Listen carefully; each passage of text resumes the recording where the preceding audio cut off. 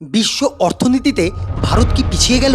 International monetary fund বা IMF এর সম্প্রতি রিপোর্ট অনুযায়ী ভারত এখন বিশ্বের ষষ্ঠ বৃহত্তম অর্থনীতি, যেখানে ভারতের আগে স্থান ছিল পঞ্চম।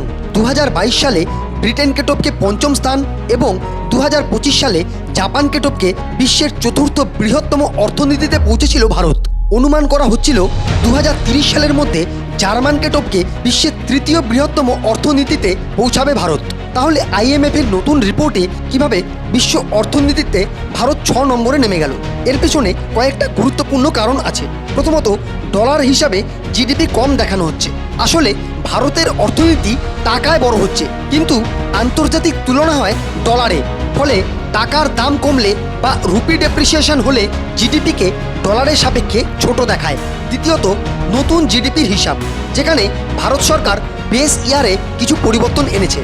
ফলে সরকার নতুন পদ্ধতিতে জিডিপি হিসাব করছে, এতে মোট জিডিপি কিছুটা কম দেখানো হয়েছে। তৃতীয়ত, ব্রিটেন ও জাপানের অর্থনীতি এগিয়েছে।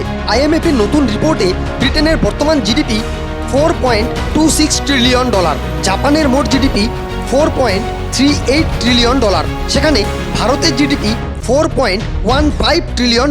ফলে স্বাভাবিকভাবেই ভারত ব্রিটেন ও জাপানের নিচে চলে গেছে।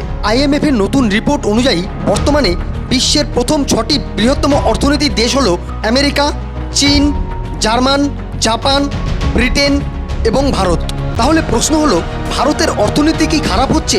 উত্তর না। বাস্তব চিত্র হলো, ভারত এখনও বিশ্বের সবচেয়ে দ্রুত বর্ধনশীল বড় অর্থনীতি। ভারতের জিডিপি ক্রমাগত বাড়ছেই, শুধু র্যাঙ্কিং সাময়িকভাবে বদলেছে।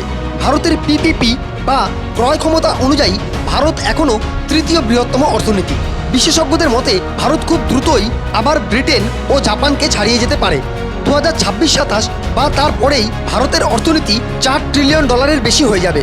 তাই এটা পতন নয়, এটা শুধু একটা হিসাবের খেলা। আপনার মতে কি বলে? ভারত আবার কবে টপ 5-এ ফিরবে? কমেন্টস বক্সে জানান আপনার মতামত।